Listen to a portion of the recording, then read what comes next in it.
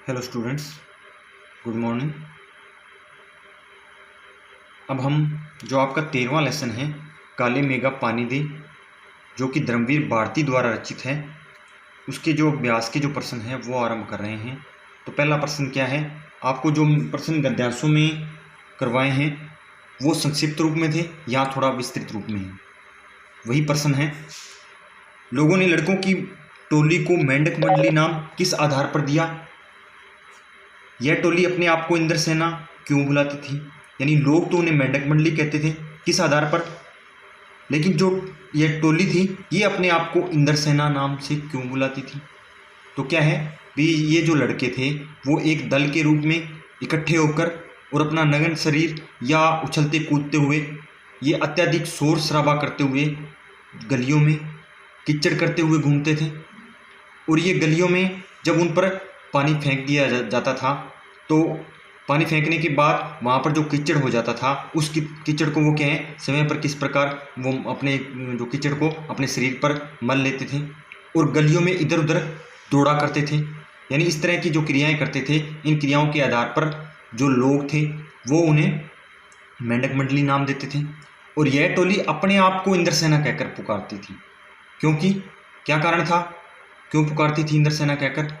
क्योंकि अनावृष्टि यानी जो वर्षा है वो न होने के कारण उससे छुटकारा पाने के लिए लोक आस्था यानी लोगों का विश्वास के कारण ये इंद्र महाराज को खुश करने के लिए ऐसा कार्य करते थे। यानी वे इसमें सोचते थे भी हम ये कार्य इंद्र भगवान को खुश करने के लिए कर रहे हैं। इनका मानना था भी अगर इस प्रकार का हम कार्य करेंगे या लोगों द्वारा जो हम पर पानी डाला जाता है तो वो कहते थे भी इस कार्य से जो इंद्र देवता हैं वो क्या हैं, प्रसन्न होंगे और प्रसन्न होने के बाद वो हम पर वर्षा करेंगे और जिससे क्या है जो हमारे खेत खलियान हैं वो हरे भरे हो उठेंगे। तो इसलिए वो क्या है अपने आप को इंद्र सेना कहकर बुलाते थे। आगे प्रश्न नंबर 2 है, जीजी ने इंद्र सेना पर पानी फेंके जाने को किस तरह सही ठहराया? अब जो जीजी हैं वो तो क्या है इंद्र सेना पर पानी फेंके जाने को सही ठहराती हैं, ये सही कार्य है, लेकिन जो लेखक हैं वो इसका विरोध करते हैं। तो जीजी के बारे में आपको बताना है कि उन्होंने पानी फेंके जाने को किस तरह सही ठहराया था। तो जीजी इसके लिए तरह तरह के तर्क देती हैं, वो ऋषि मुनियों का भी तर्क देती हैं, और वो जो किसान का किस प्रकार जो गेहूं की बुआई भी आरंभ में किसान को बीज बोना पड़ता है, उसके बाद उसे गेहूं प्राप्त होती है, इस तरह के जो तर्क हैं वो देती हैं इंद्र सेना को पर जो पानी फेंक के जाने को सही बताने के लिए। तो क्या है, जीजी क्या कहती हैं भी यदि हम इंद्र सेना पर यदि हम पानी नहीं फेंकेंगे तो भगवान हमें पानी नहीं देंगे। क्यों? क्योंकि यह इस प्रकार की जो आस्था उस समय जो हमारे समाज में थी, जो हमारे अंधविश्वास था, तो वो कहती थी भी यह पानी की बर्बादी नहीं है, यह तो क्या है एक पानी का चढ़ावा है भी। हम तो ये क्या है भी इंद्र भगवान की इसके माध्यम से हम पूजा कर रहे हैं, उनको क्या है चढ़ावा चढ़ा रहे हैं, जिसके कारण क्या है भी हम कुछ पानी देकर इनको चढ़ाते हैं।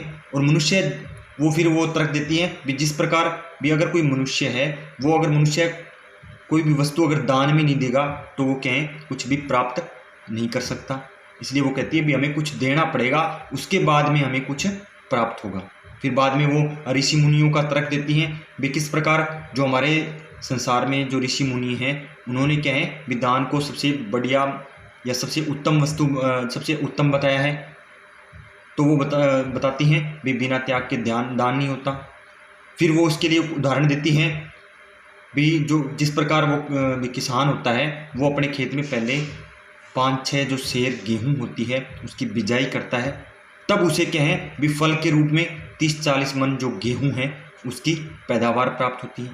इसलिए वो कहती है भी अगर हम इंद्र सेना पर पानी नहीं डालेंगे तो हमें जो वर्षा के रूप में जो बादल हैं वो क्या है वर्षा नहीं करेंगे।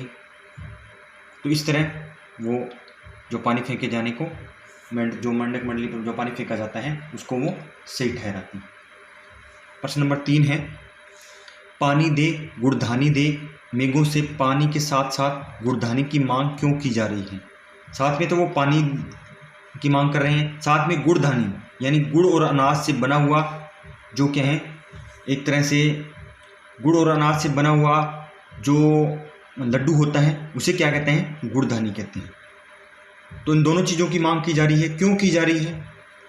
तो क्या है भी, एक तो वर्षा न होने के कारण जो चारों ओर सूखा छाया हुआ है, सूखा छा जाता है, चारों ओर सूखा पड़ा है।